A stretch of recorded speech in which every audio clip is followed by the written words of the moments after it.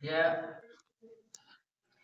नेमगिरी येथे अशा प्रकारे आपण 7 गुफामध्ये दर्शन घेत असतो. पहिली गुफा आहे महावीर भगवंताची, दुसरी गुफा आदिनाथ भगवंताची, तिसरी गुफा आहे ती श्री शांतीनाथ भगवंताची आहे. त्यानंतर आपण चौथी नेमिनाथ भगवंताची गुफे मध्ये दर्शन घेतो. पाचवी आहे ती अंतरिक्ष पार्श्वनाथ भगवंताची. तिकडून पुन्हा येऊन इकडे नंदेश्वर मंदिराची, नंदेश्वर मंदिरातून बाहुबली मंदिरामध्ये येतो आपण आणि त्यानंतर आपण बाहेर प्रवेश करतो. तर आपण एका एका गुफेचं बघणार आहोत आता. तिथून मी पहिली गुफेमध्ये प्रवेश करत आहे. ही गुफा आहे पहिल्या नंबरची. इथून आता थोडं वाकून मी येत आहे खाली दुसऱ्या गुफेमध्ये. आदिनाथ भगवंताची, जे की जैन धर्माचे पहिले तीर्थंकर ऋषभनाथ, त्यांनाच आपण आदिनाथ भगवान म्हणतो. त्यांची गुफा आहे आणि इथे मंदिर आहे. त्यांचं लांछन म्हणजे त्यांचं चिन्ह बैल जे आहे ऋषभ, ते आपण बघू शकता. अतिशय प्राचीन मूर्ती आहे. आता असं वाकून मी भगवंताच्या गुफेमध्ये पाहिल्याने आलो आहे. शांतीनाथ भगवंताची ही दुसऱ्या नंबरची गुफा आहे.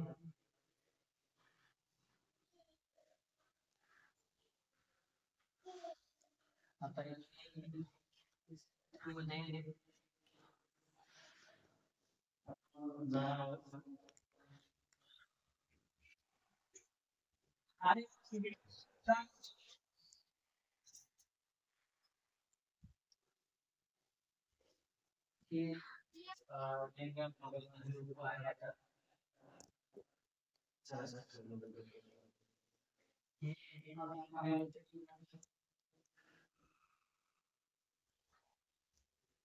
पाचव्या गुफेमध्ये आलेलो आहे.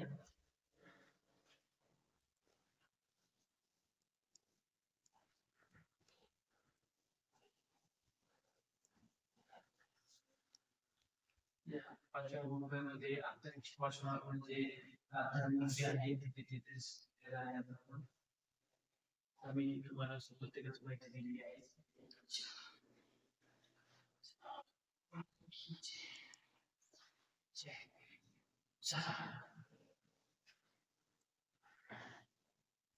इथून आता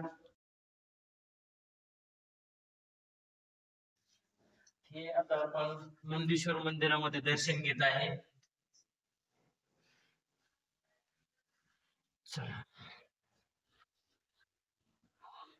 असं थोडं खाली वाकून यावं लागते. इथून आपण आता बाहुबली भगवंताच्या तिकडे जात आहे.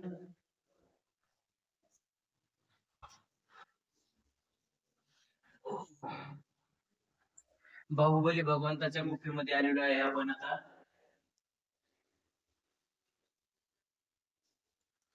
इथे दर्शन झालेले आहे 7 नंबरच्या गुफेमध्ये.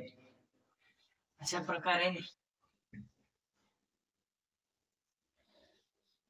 दर्शन झालेलं आहे. अतिशय निसर्गरम्य ठिकाण आहे हे आणि मंदिर अवश्य एक वेळेस भेट देण्यासारखं ठिकाण असल्यामुळे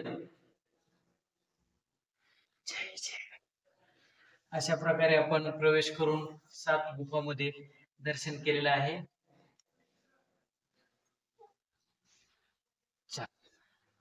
आता मी बाहेर जात आहे.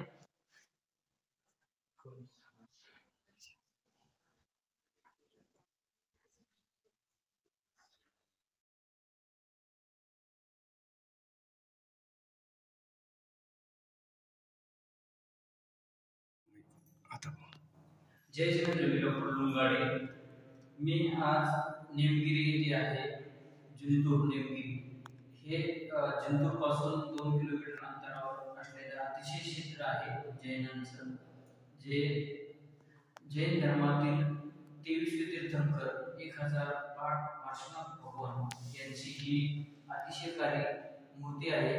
ही मूर्ती खाली काही सपोर्ट नसताना अद्दर आहे. आपण बघू शकता. आम्ही तुम्हाला मागून पण दाखवत आहे या व्हिडिओच्या माध्यमातून. आपण बघूयात की ती कशी अद्दर आहे ते.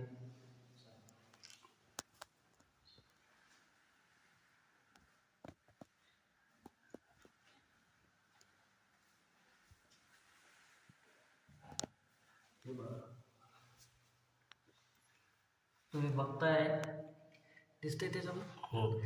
हे बघा, अशी अद्दर मूर्ती आहे. हिला कुठलाही सपोर्ट नाही. हे एक आश्चर्यच आहे. वर पण दाखवते.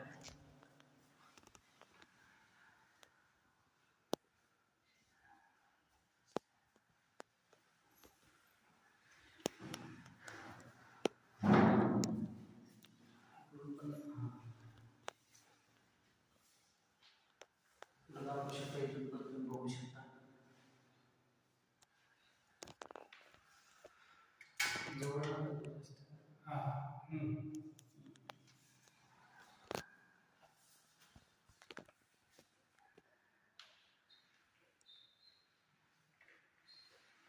थोडं मागत असेल.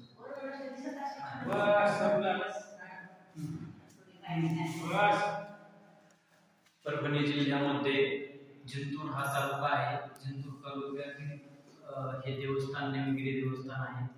या देवस्थानाला अवश्य सर्वांनी भेट देऊन दर्शनाचा लाभ घ्यावा अशी मी विनंती करत आहे.